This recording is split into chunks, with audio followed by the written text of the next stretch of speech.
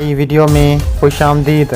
नाजरीन ग्रामी, भारत पागल हो गया, पाकिस्तान पर किसी भी वक्त हमला हो सकता है। राजनाथ सिंह ने फ़ौज को जंग के अहकामात जारी कर दिए। वीडियो की तफसीलात में आगे बढ़ने से पहले हमारी वीडियो को एक लाइक ज़रूर करें, हमारे चैनल को सब्सक्राइब करके बेल आइकन पर ज़रूर क्लिक कर दें। नाजरीन ग्रामी, तहलका खेज़ खबर आपके सामने रखने जा रहा हूं कि भारत पागल हो चुका है। पाकिस्तान पर हमले का ऐलान किसी भी वक्त हो सकता है।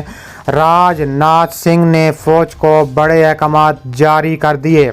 इसके अलावा मुल्क के तहफ़्फ़ुज़ के लिए जोरी टंडन की ज़रूरत है। राजनाथ सिंह का ऐलान ताकि कुछ पड़ोसियों को दंदान शुकन जवाब दिया जा सके। हम हर तरह के हालात से नबरद आज़मा होने के अहल हैं। वज़ीर दिफ़ा ने लखनऊ में ब्रह्मोस मिसाइल यूनिट और डिफेंस टेक्नोलॉजी और टेस्टिंग सेंटर के लैब का संगे बुनियाद रखा। इस मौके पर वज़ीर आला योगी आदित्यनाथ भी मौजूद रहे। राजनाथ सिंह ने कहा है कि हम ब्रह्मोस मिसाइल दुनिया में किसी भी मुल्क पर हमले के लिए नहीं बना रहे। हम ब्रह्मोस इसलिए बना रहे हैं कि ताकि हिंदुस्तान को दिफाई शोबे को इतना मजबूत और ख़ुद कफ़ील बनाया जा सके। वज़ीर दिफ़ा ने कहा है कि अब मुल्क के दिफाई मैनुफैक्चरिंग सलाहियतों में इजाफ़ा हुआ है और दिफाई बरामदात का आगाज़ हो चुका है। हाल ही में हमने दिल्ली में रूस के वज़ीर दिफ़ा से मुलाकात की और गैर मुल्की दिफाई मैनुफैक्चरर्स को अपनी इदारा राग़िब करने के लिए 3 नुकाती नया नारा दिया है। उन्होंने कहा है कि ब्रह्मोस का नाम हिंदुस्तान के ब्रह्मपुत्र और रूस के मास्कोंदी के नाम पर रखा गया है। राजनाथ सिंह ने पाकिस्तान को सख्त तरीन धमकी देते हुए कहा है कि ब्रह्मोस मिसाइल से पाकिस्तान को उड़ाने की भरपूर ताकत रखता है भारत। इस मौके पर उन्होंने रियासत के वज़ीर आला योगी आदित्यनाथ के तरक्याती कामों, मरकज़ी हुकूमत की इस्तेकामात के नफ़्फ़ुज़ के मामले में तारीफ़ करते कहा है कि मैं वज़ीर आला योगी आदित्यनाथ का शुक्रिया अदा करना चाहता हूं। जैसे उन्होंने इस प्रोजेक्ट के बारे में उनसे जिक्र किया तो फ़ौरन बेतअख़ीर 45 दिनों के अंदर DRDO को 200 एकड़ ज़मीन फराहम कर दी।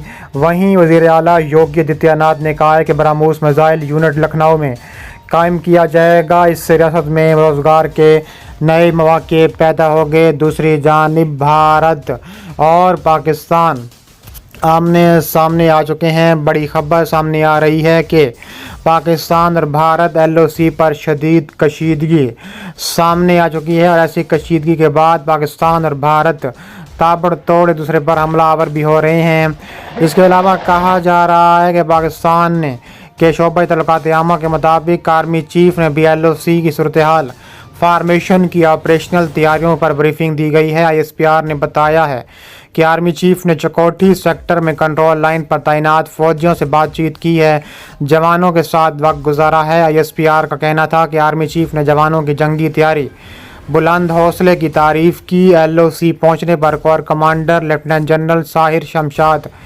मिर्ज़ा ने आर्मी चीफ का इस्तकबाल किया। पाकिस्तान के शोबा के तल्लुकात आमा के जानिब से जारी करदा बयान में कहा गया है कि इतलात के मुताबिक 7 और 8 नवंबर की दरमियानी शब इंडिया के ज़ेर इंतज़ाम कश्मीर के ज़िला कपवाड़ा में वादी नीलम के दूसरी जानिब इंडियन फ़ौज और मकामी अस्करी पसंदों के दरमियान झड़प हुई थी, जिसमें इंडियन फ़ौज के 4 फ़ौजी हलाक हो गए थे। पाकिस्तान की फ़ौज की जानिब से जारी बयान में इल्ज़ाम आयद किया गया है कि इंडियन फ़ौज ने अपनी आवाम के सामने इस वाक़े की खिफ़्फ़त मिटाने के लिए इस वाक़े की वजह तलाश करने और इसका हल निकालने की बजाय LOC पर सीज़ फायर की खुल्लम खुल्ला खिलाफ वर्जी करते हुए पाकिस्तान के ज़ेर इंतज़ाम कश्मीर के मुतअद्दिद इलाकों पर भारी गोलाबारी और शेलिंग का सिलसिला शुरू कर दिया। ISPR के बयान के मुताबिक पाकिस्तान के ज़ेर इंतज़ाम कश्मीर के उन इलाकों में वादी नीलम के इलाके निकरौन, कीर, शारदा, धनियाल, शाकोट, जोरी और मुतअद्दिद सेक्टर शामिल हैं। पाकिस्तान के फ़ौज के शोबा तल्लुकात आमा के मुताबिक इंडियन फ़ौज ने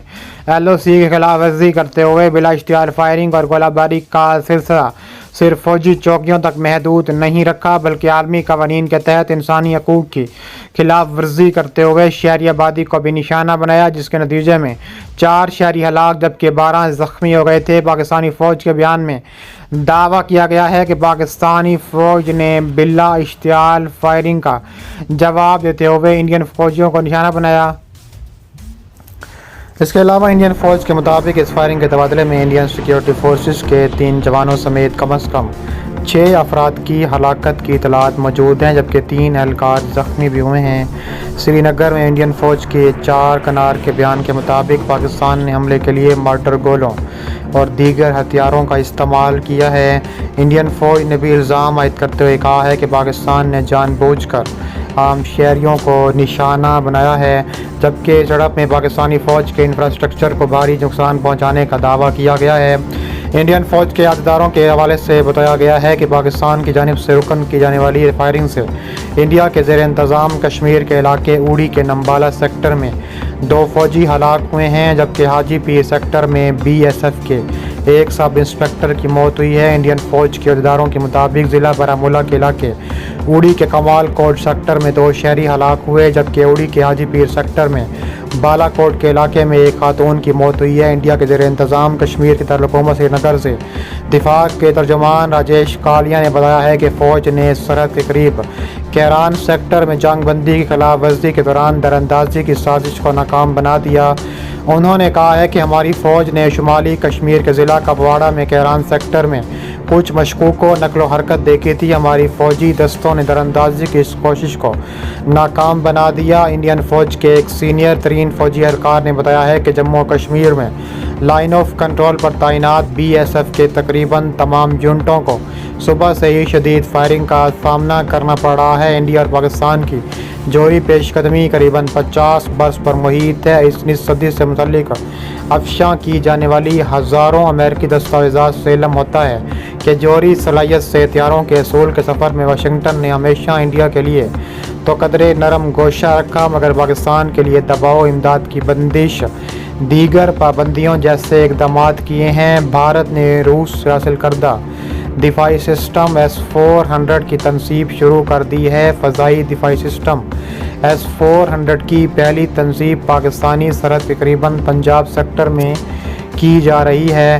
اس کے علاوہ بھارتی ایئر فورس کا پہلا اسکواڈرن پنجاب سیکٹر میں تعین کیا جا رہا ہے، جو دفاعی سسٹم کو آپریٹ کرنے کی صلاحیت رکھتا ہے۔ سسٹم کی تنصیب کے لیے میزائل کا سارا سامان سمندری اور فضائی راستوں کے ذریعے منتقل کیا جا رہا ہے اور اس میں زیادہ دیر نہیں لگے گی۔